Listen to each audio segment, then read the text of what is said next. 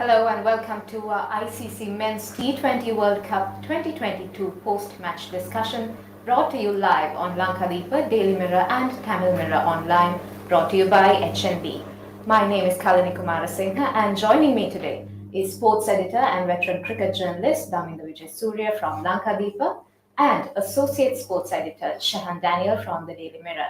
Gentlemen, good to have you back on the show. Thank you. Thank you. It has been another interesting morning for Sri Lankan cricket fans, but before we begin the discussion, let's take a quick recap of what happened this morning. A man of the match-worthy performance from Kusal Mendis with 68 of 43 helped Sri Lanka chase a target of 129 in 15 overs. An opening partnership of 63 between Mendis and Dhananjaya De Silva set the tone for Sri Lanka before Charita Salanka scored 31 not out to see out the victory. Spinners Wanindu Hasaranga, Mahesh Theekshana and Dhananjaya De Silva combined for 5 for 57 in their 10 overs, restricted Ireland to a score of 128. Now, once again, it has been a very interesting and lively morning. Shehan, how vital was the margin of victory and the net run rate gained for Sri Lanka today? It's a good place to start. I think it's very important, considering what happened yesterday between New Zealand and Australia as well. We couldn't get as much as New Zealand got against Australia, but I think the +2 that we have right now is a good place for us to start our campaign on. And it's something that was alluded to in the commentary as well. Last year, South Africa, they won 4 matches in the Super 12 round and still couldn't make it on net run rate. So it's going to be really important. And for us to have won that game with a sizable margin was key because, if you look at the opponents we're going to face in this round, Ireland is probably the one where we're going to face the least challenge. So to get this win and to get the win by that much of a margin is good. And hopefully, we can push on from this. I think 4 games will be important if you really want to. Winning 4 games will be important if you really want to make it to the next round. +2 net run rate is a good place for Sri Lanka to start on. Right. Before we move on to our next question, I would like to remind our audience to send in your thoughts, comments, and questions for our journalists over here. If you'd like to share any of your thoughts, please do so by sharing your questions on YouTube, Facebook, and Instagram. Daminda දැන් අද තරගයක් අපි ජයග්‍රහණය කරා. අපේ bowling unit එක අද හරියට කරේ මොකද? දැන් අපිට injuries එක concerns වගේක් තිබ්බ ඒ කට්ටිය හරියට perform කරයිද කියලා මොකද හිතන්නේ? මම අද තරඟේ අපි දකින හොඳම දේ තමයි අපේ කණ්ඩායමේ ක්‍රීඩකයන් කිහිප දෙනෙක් ප්‍රධාන ක්‍රීඩකයන් කිහිප දෙනෙක්ම තුවාල වෙලා ඉඳද්දි තාබාද වලට මුහුණ දීලා ඉඳද්දි අපි කිසිම ගැටලුවක් නැතුව මේ තරඟය බොහොම පහසුවෙන් ගෙනා ගත්තා. දැන් අපේ ප්‍රධාන පන්දියවන්න දෙන්නෙක් දුෂ්මන්ත චමීරය ඒ දිලිෂන් මොඩිෂේ දෙන්නම ආබාද වලට රක් වෙලා ඉන්නේ. ඒතර එහෙම තියෙද්දි බිනුර පනෑන්ඩෝ ඇතුළට ඇවිල්ලා හොඳ හන්දියාවකේ දෙනවා. ඒකම අද විශේෂයෙන් තරගේ අර ධනංජයට දීපු ඕවර් එක හරි තීරණාත්මකයි. මොකද ඒ ඕවර් එකේදී එයා කර්ටිස් කැම්පස් මං හිතන්නේ එයාව දවා ගන්නවා. එතනින් තමයි මොකද එයා ගහගෙන එන වෙලාවේ ඒක. ඒ වෙලාවේ තමයි එතන ඒ විකට් එක ගියයින් පස්සේ තමයි අයර්ලන්තේ පොඩ්ඩක් පල්ලෙහාට වැටෙන්නේ. ඊට පස්සේ ඒගොල්ලන්ට ගොඩ එන්න බැරි වෙනවා. දැන් ඒක මේ ඒගොල්ලන් මේ උත්සාහ කරාට ලකුණු වේගය වැඩි කරන්න හැමතිස්සෙලේම අපේ පන්දියවනේ කියන්නේ මේක පන්දියවන විතරක් නෙමෙයි දෙන්නම මහේෂ් හසරංග දැන් හසරංගගේ පළවෙනි ඕවර් 3ට ලකුණු 22ක් ගහනවා. එක විකට් එකක්වත් නැහැ. හැබැයි හසරංග ඔප්පු කරනවා එයා තමයි දැනට ලෝකේ ඉන්න T20 පන්දියවන අතරින් හොඳම පාදක පන්දියවන කියලා. මොකද එයා ඊළඟ ඕවර් එකේ අන්තිම ඕවර් එකේ ලකුණු 3කට කඩලු 2ක් දාලා ගන්නවා. අන්තිම එයාගේ අවසාන ෆිගර්ස් එන්නේ 25ට 2යි. ඉතින් ඒ වගේ මේ අපේ මේක බොහොම කලෙක්ටිව් නැත්නම් සාමූහික ප්‍රයත්නයක් හැමෝම වගේ හොඳට කරා. විශේෂයෙන් අපි අමතක කරන නරකයි ඒ උඩ පන්දු ටික. කැම්පස් දාව ගැනීමට පානුක රාජපක්ෂ රැකගත් උඩ පන්දුව, විශේෂයෙන් චාමික කරුණාරත්න පිට රැකගත් උඩ පන්දු 2. අපේ පන්දුවේ ඉතාම හොඳ අනිත් එක චරිත අසලංක රැකගත් උඩ පන්දුව. ඒක බෑක්වර්ඩ් පොයින්ට් වල හරි අමාරුයි විතර ෆීල් කරන්න බෑක්වර්ඩ් පොයින්ට් විතර හරි අමාරුයි ෆීල් කරන්න. මොකද එයා එතන හොඳ උඩ පන්දුවක් රැකගත්තා. ඉතින් අර මේවා තීරණාත්මක වෙලාවල හැමදේම හරියට සිද්ධ වෙච්ච නිසා මේ අර ඊයේ කිව්වා වගේ මේ අර හොඳ වෛද්‍යවරු කණ්ඩායමක් මේ ශල්‍යකාරයකට ගිහිල්ලා කිසිම අත්වැරදීමක් වෙන්නේ නැතුව මේ ශල්‍ය කර්මයක් කරනවා වගේ. කියන්නේ මේ අද තරගයත් ඒ වගේ. ඒ කියන්නේ සියලුම දෙනා තමුන්ගේ රාජකාරියේ තමුන්ට අයිති වෙලා තිබුණ දේ කිසිම අඩුවක් පාඩුවක් නැතුව හොඳට කරා. අපි පොඩ්ඩක් කතා කරමු කුසල් මෙන්ඩිස්ගේ performance එක ගැන. දැන් එයා ඕපනර් කෙනෙක් විදිහට එයාගේ ස්ලොට් එක සිමෙන්ට් කරගෙන යනවා වගේ පේනවා. කුසල් මෙන්ඩිස් උතන්ට ගේන්නම ඕන කෙනෙක්. මම හිතන්නේ අද තරඟයේදී දරංජය සිල්වත් ඒක ටිකක් පෙන්නුවා. නමුත් දරංජය සිල්වා ඇත්තටම පැතුම්ගේ ආදේශක ක්‍රීඩකයා පැතුම් වෙනුවට තමයි ආවේ. ඔය කුසල් මෙන්ඩිස් උතන්ට ගෙනාවේ බොහොම ප්‍රබල හේතුවක් හින්දා. ඒ තමයි අපේ කණ්ඩායමේ ඉන්න අපි ගත්තොත් 11 දෙනා නෙමෙයි අපේ ලංකාවේ දැනට ඉන්න පිතිකරුවෝ ඔක්කොම අරගත්තත් ඒ ඉන්න පිතිකරුවෝ සියලු දෙනා අතරින් හොඳම පිතිකරුවා කුසල් මෙන්ඩිස්. ඒකේ තර්කයක් නැහැ. එයා පහුගිය කාලේ අසාර්ථක වුණ බව හැබැයි හැම ක්‍රීඩකයෙකුට මේ වගේ කාලයක් තියෙනවා. නමුත් අද ලංකාවේ ඉන්න පිතිකරුවන් අතරින් හොඳම පිතිකරුවා කුසල් මෙන්ඩිස්. ඒ කියන්නේ එතනදී එයාගේ දක්ෂතාවය විතරක් නෙමෙයි එයාගේ අත්දැකීම එයා ශ්‍රී ලංකාවේ තියෙන තරඟ ගාන ශ්‍රී ලංකාවේ තියෙන තරඟ ආකාරය කියන්නේ T20 එක්දින සහ ටෙස්ට් තරඟේ ඔක්කොමත් එක්ක බලනවා. ඒතකොට ඒ වගේ පිටිකරුවෙකුට තමයි අනිත් පැත්තෙන් එන පන්දියවන්නන්ගේ අභියෝගයක් හොඳට පාලනය කරගන්න පුළුවන්. ඒගොල්ලන් එක දැන් උදාහරණයකට කිව්වොත් සමහර වෙලාවට එක මේ පන්දියවන්න මේ බවුන්සර් එකක් දාලා ඊළඟ බෝලේ යෝකර් එකක් දානවා. ඉතින් ඒක බවුන්සර් එකක් දැම්මහම පළපුරුදු අත්දැකීම් තියෙන පිටිකරුවෙක් කමිසෝ ලෑස්තිලා ඉන්නේ අර ඊළඟ එක මොන විදිය ආවත් මම මුණ දෙනවා කියලා. ඉතින් අන්න ඒ වගේ. ඉතින් ඒ වගේ ක්‍රීඩකයෙකුට ඕර 20ම මුණ දෙන්න තමයි එයාව අංක 1කට ගෙනල්ලා තියෙන්නේ. ඒකයි මූලික කාරණාව. අපේ ප්‍රේක්ෂකයන්ට මතක් කරන්න කැමති ගැටලු තියෙනවා නම් අදහස් තියෙනවා නම් අපේ ප්‍රවීණ මාධ්‍යවේදී දෙපළකින් දැනගන්න විමසන්න. ඒ වශයෙන් කරන අපේ Facebook YouTube ගිණුම් හරහා දමින්දට ප්‍රශ්නයක් ඇවිල්ලා තියෙනවා ප්‍රේක්ෂකයෙක්ගෙන් බෙවන් පෙරේරා අහනවා සිඩ්නි වලදී අපි ස්පිනර්ස් 3 දෙනෙක් පාවිච්චි කළ යුතුද කියලා. හොඳ ප්‍රශ්නයක්. තාම හොඳ ප්‍රශ්නයක්. මේ සාමාන්‍යයෙන් සිඩ්නි ක්‍රීඩාංගණයේ මේ ලොකු කීර්තියක් කුසලනවා දඟපන්දයවන්නන්ට. ඕක අද ඊයේ දෙයක් නෙමෙයි සෑහෙන කාලයක් තිස්සේ තියෙන දෙයක්. මාත් හිතනවා ඒ අදහසේ කිසිම වැරද්දක් නැහැ කියලා. මොකද අපි මෙතෙක් පැවති තරඟ 4, ඒ කියන්නේ මූලික වටේ පුසුසුකම් ලැබි වටේ තරඟ 3යි මේ තරඟය. තරඟ 4ම බැලුවොත් ওই තරඟ 4ම වැඩිපුර දායකත්වයක් දක්වලා තියෙන දඟපන්දය වන්නවා. වනිදු හසරංග මං හිතන්නේ දැනටත් තරඟාවලියේ ඉන්න වැඩිම කඩුලාභියා. ඊළඟට මහේෂ් තීක්ෂණ විශේෂයෙන්ම මේගොල්ලන්ට මේ කඩුළු වැටෙන එක විතරක් නෙමෙයි ඊළඟ ප්‍රශ්නේ. මේ මහේෂ් තීක්ෂණ වගේ පන්දයවන්න ආවම ඒගොල්ලන්ට හිතා ගන්න බෑ මොන විදිහට බෝලේ එනවද කොයි පැත්තට යයිද කොහොමද මේකට ගහන්න ඕනේ එහෙම කියලා. ඉතින් තුන්වෙනි දඟපන්දයවන්නෙක් යොදාගත්තට කමක් නැහැ. හැබැයි මෙහෙම කතන්දරයක් තියෙනවා. දැන් අපේ ඊළඟ දඟපන්දයවන්නට ඉන්නේ වැන්ඩසේ, ජෙෆ්රි වැන්ඩසේ. ඒතකොට ජෙෆ්රි වැන්ඩසේ වගේ කෙනෙක්ව අපි එකපාරට ඇතුළට ගේනවද නැත්නම් අපි ඇතුළේ ඉන්න දඟපන්දයවන්න. ඒ කියන්නේ චරිත අසලකට බෝල් කරන්න පුළුවන් හොඳ ඔෆ් ස්පිනර් කෙනෙක්. ධනංජය ඩිසිල්වා බෝල් කරන්න පුළුවන් හොඳ ඔෆ් ස්පිනර් කෙනෙක්. ඉතින් අර තව කියන්නේ කණ්ඩායමේ 11 ඇතුලේ ඉන්න දඟපන්දු යවන්නන් දෙන්නෙක් ඉඳද්දි අපි එකපාරට පාදක පන්දු යවන්න එක ඇතුළට ගෙනාවයි කියන එකේ මොකද තියෙන තර්කානුකූල පසුබිම කියන එක ගැන පොඩ්ඩක් හිතන්න ඕනේ. ඒක එහෙම නැතුව අපිට ඉතින් ඒක කණ්ඩායමේ කල්පනාකාරීත්වය ගන්න ඕන තීරණයක් මිසක් අපිට කියන්න බෑ මේක හරි මේක වැරදි කියලා. ඒක කණ්ඩායමේ කල්පනාකාරීත්වය ගන්න ඕන තීරණේ. අපිට බලන්න පුළුවන් අපිට නිකන් මේ සලකා බලන්න පුළුවන් අපේ ඇතුළේ කණ්ඩායමේ තව හොඳට දඟපන්දු යවන්න පුළුවන් දෙන්නෙක් ඉන්නවා කියන එක. මොකද තව චූටිලක් මම එකතු කරන්නම් අපි 96 ලෝක කුසලාන දිනාගත්ත වෙලාවේ අපේ කණ්ඩායමේ ශක්තිය උනේ පිටිහර්මේ විතරක්ම නෙවෙයි. කණ්ඩායමේ ශක්තිය උනේ අපේ පන්දු යවන්න 4 දෙනාට අමතරව ඇතුළේ හිටියා. ඒ කියන්නේ පිටිකරුවෝ අතර හිටියා හොඳටම පන්දු යවන්න පුළුවන් දෙන්නෙක් සනත් ජයසූරිය අරවින්දයි දෙන්න. ඉතින් අන්නේ ඒ වාසිය නැත්නම් ඒ හැකියා ඒ වාසිය අපිට මේ කණ්ඩායමෙත් තියෙනවා. ඒ කියන්නේ ධනංජය සිල්වා ඉන්නවා, ධනංජය ඩිසිල්වා ඉන්නවා, චරිත අස්ලංක ඉන්නවා. අපිට ඒක පාවිච්චි කරන්න පුළුවන්. Once again, a reminder to our audience to send in your thoughts, comments, and questions on our Facebook, YouTube, and Instagram pages. Shehan, my next question is for you. So our next opponent will be Australia. What can Sri Lanka take from their defeat on Saturday? I think Australia will be hurting, particularly by the nature of the defeat. The first time they lost to New Zealand in Australia since 2011.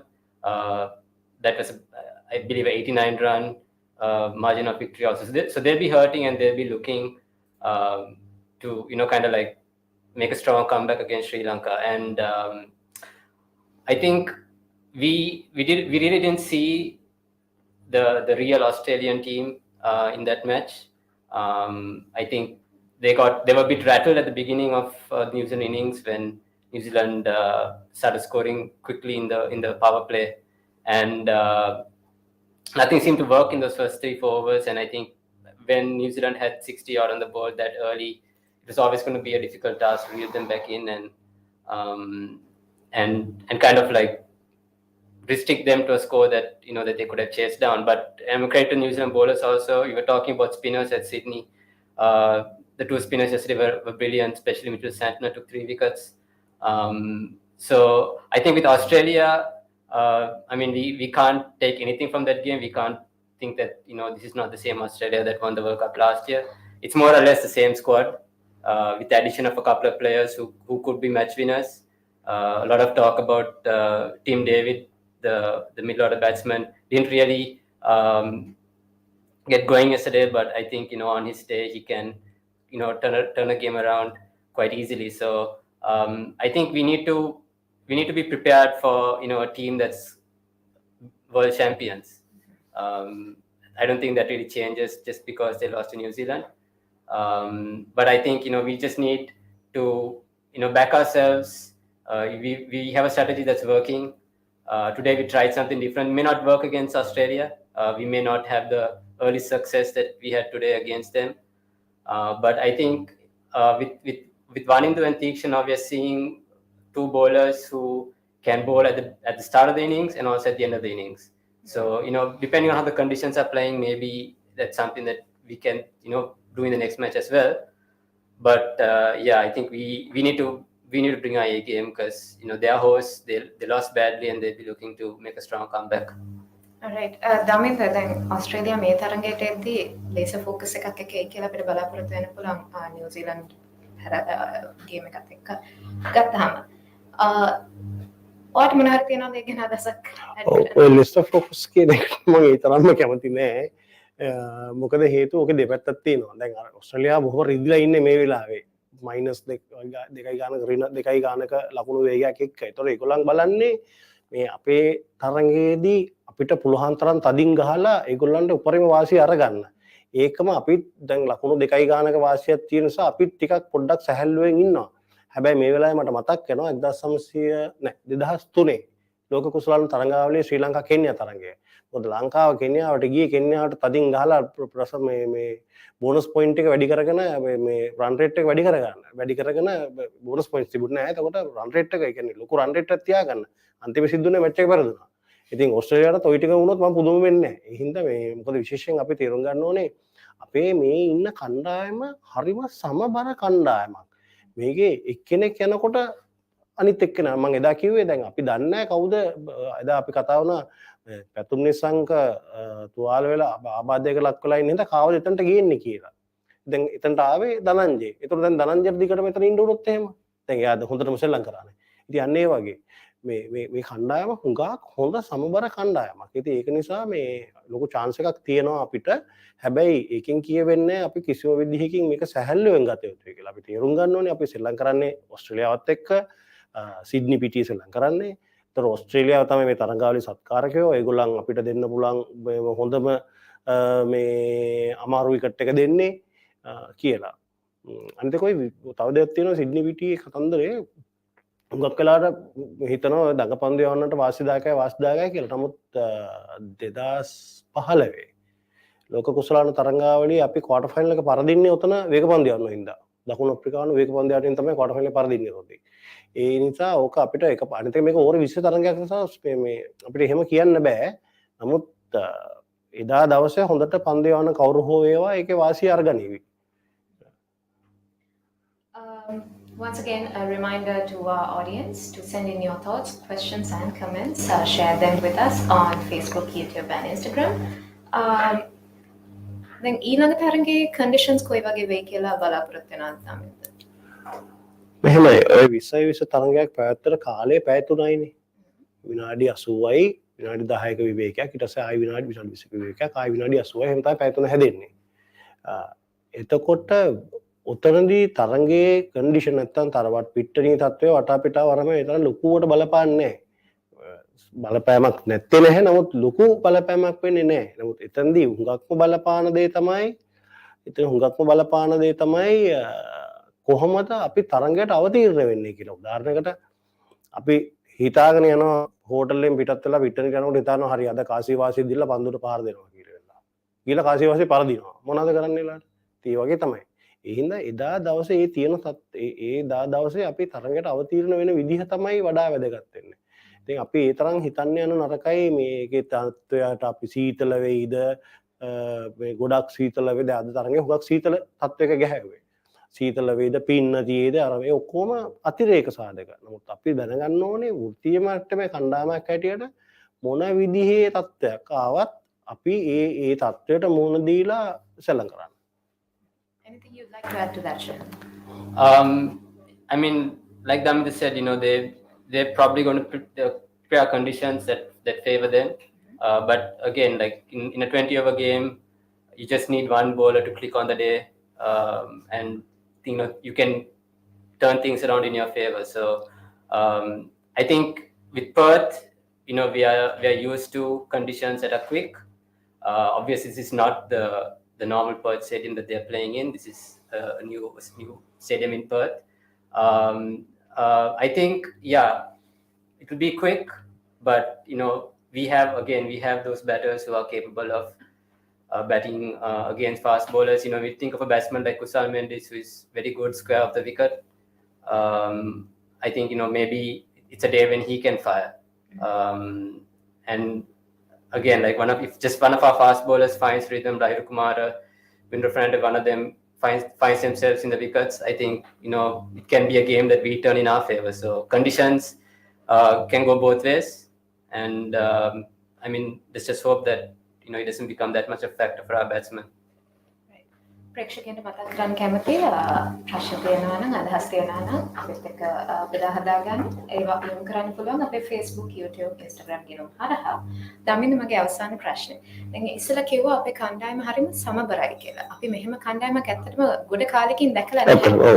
මොකද්ද මේ වගේ දෙයක් වෙන්න හේතුව කියලා හිතන්නේ? ඒකට හේතුව ඒ කාලේදී ඒ කියන්නේ තරංගාවල යන කාලේදී ලංකාවේ ඉන්න ක්‍රීඩකයන්ගේ තියෙන විවිධත්වය. ඔකට තව විදිහකින් කියනවා බෙන්ච් ස්ට්‍රෙන්ත් කියලා. ඒ කියන්නේ දැන් ශ්‍රී ලංකරණ 11 දෙනා නෙමෙයි ශ්‍රී ලංකරණ 11 දෙනාට අමතරව ක්‍රීඩාගාරේ නැත්තම් බංකුවේ වාඩිලා ඉන්න අය. දැන් මෙතන ඒ වගේ තත්ත්වයක් මෙතන තියෙන්නේ. මෙතන අපිට ලොකු බෙන්ච් ස්ට්‍රෙන්ත් එකක් තියෙනවා. දැන් බලන්න අපි කී දෙනෙක් තුවාල වෙලාද? කී දෙනෙක් ආබාධ වෙලාද? ඒත් අපි කිසිම අපහසුාවක් නැතුව තරඟ දිනනවා. අනිත් එක නිකන් නෙමෙයි දිනන්නේ. ක්ලිනිකල් ක්‍රිකට් ගහලා ඒ කියන්නේ සම්මත ක්‍රිකට් ගහලා දිනන්නේ. දැන් අද බැලුවොත් එහෙම අද මේ චරිතස් මේ දරංජි සිල්වයි කුසලුයි දෙන්න ඒ දෙන්න පළවෙනි ඕවර් 10යි වගේම ලකුණු 9ක විතර රන් රේට් එකක් තියාගෙන ආවා. ඒ දිගින් දිගටම තියාගෙන ආවේ මේ එක එක වෙලාවේ හදාගත්ත පාරවල් නැත්තම් අසම්මත පාරවල් ගහලා නෙමෙයි. හැම තිස්සෙම බොහොම සම්මත. ඒ කියන්නේ ස්ටෑන්ඩඩ් ක්‍රිකට් එකක් ගහලා තමයි ඒගොල්ලන් ඒකේ ඒ රන් රේට් එක තියාගෙන ආවේ. ඉතින් ඒකෙන් අපිට මේ වෙලාවේ තාක්ෂණය අතින් ඉතාම හොඳ ඉහළ මට්ටමේ ඉන්න පිටිකරුවෝ ඉන්නවා. පළපුරුද්දත් හොඳයි. ඒ වගේම අපිට ඉන්නවා එක එක ක්‍රීඩකයන් වෙනුවට ආදේශ කරන්න පුළුවන් අය. ඒක තමයි බෙන්ච් ස්ට්‍රෙන්ත් කියන්නේ. ඒක තමයි මේ වෙලාවේ අපිට තියෙන හොඳම දේ. මම ඒකයි කිව්වේ දැන් අර වනිදු හසරංග දැන් අද දවසේ යා එක 4 පාරක් නැවැත්තුවා. යා නිකන් මේ ගිහිල්ලා 4ට යන බෝල නිකන් මෙහෙම ඇදලා ගත්තා අනිත් පැත්ත තනි අතින්. ඉතින් අර ඒ වගේ දෙයක් ඒවා මේ තරඟයක තීරණය කෙරෙහි දිගින් දිගටම බලපාන දරුණු තදින් බලපාන දේවල්.